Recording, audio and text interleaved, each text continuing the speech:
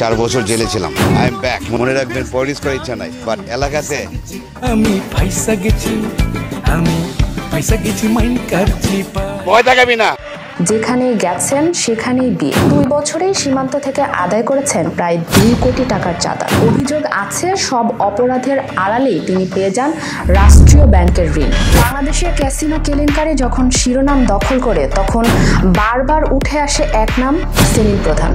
কেউ বলেন ব্যবসায়ী, কেউ বলেন মাফিয়া, আবার কারো কাছে তিনি ছিলেন বিলাসবহুল জীবনের প্রতীক। আসল নাম সেলিম মিয়া, বাবার নামের সঙ্গে মিলিয়ে তৈরি করলেন নতুন পরিচয় সেলিম প্রধান। যেখানেই গেছেন সেখানেই বিয়ে। শোনা যায় এখন পর্যন্ত 5টি বিয়ে করেছেন তিনি।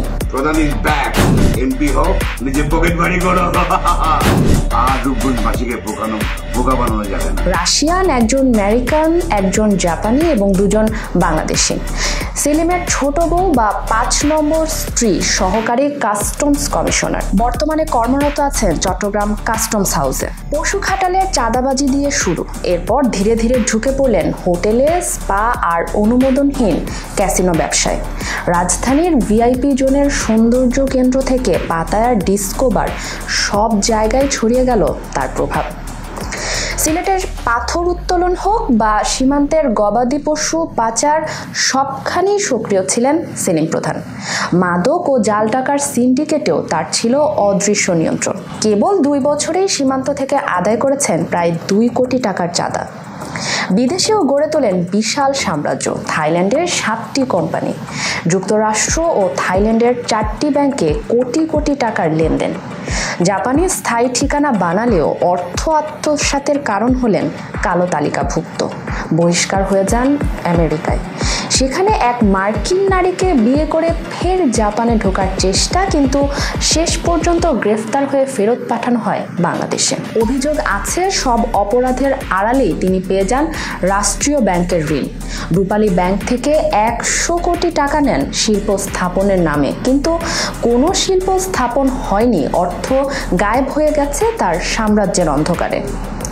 সেলিমের প্রধান গ্রুপ .com নামের একটি ওয়েবসাইট রয়েছে। সেখানে উল্লেখ করা হয়েছে সেলিমের প্রধান live casino market P24 limited নামের গেমিং কোম্পানি 2018 সালের 7 ডিসেম্বর প্রতিষ্ঠা করা হয়। ওয়েবসাইটে দেওয়া ঠিকানায় দেখা যায় গুলশান 2-এর 99 নম্বর রোডের 11/A নম্বরে রয়েছে P24 এর অফিস।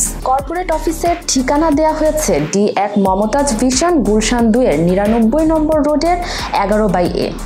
বিদেশের অফিসের ঠিকানা হচ্ছে 165/96 মো 10, সুরাসাক, শ্রীরাখা, চনবুন, থাইল্যান্ড 20,110। প্রশাসনের বিভিন্ন ব্যক্তির সঙ্গে সখ্য গড়ে তোলে তিনি খাটাল, মাদক ও জাল টাকার সিন্ডিকেট নিয়ন্ত্রণ করেন।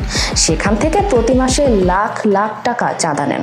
2 বছরে তিনি সীমান্ত এলাকা থেকে প্রায় 2 কোটি টাকা চাঁদা নিয়েছেন। অবৈধ সম্পদ অর্জন ও অর্থ পাচার মামলায় 4 বছরের কারাদণ্ড পাওয়া সেলিম প্রধান গেল বছর রূপগঞ্জ উপজেলা পরিষদ নির্বাচনে চেয়ারম্যান পদে মনোনয়নপত্র জমা দিয়েছিলেন। যদিও ফৌজদারি মামলায় দণ্ডিত হওয়ায় পরে যাচাই বাছাই শেষে রিটার্নিং কর্মকর্তা তার মনোনয়নপত্র বাতিল করেন। যে মানুষটি প্রতিটি দেশের স্ত্রী বানিয়েছেন, প্রতিটি খাতে প্রভাব বিস্তার করেছেন, তিনি আজ আলোচনায় অপরাধী হিসেবে। সেলিম প্রধানের গল্প এক রহস্যময় চরিত্রের প্রতিচ্ছবি।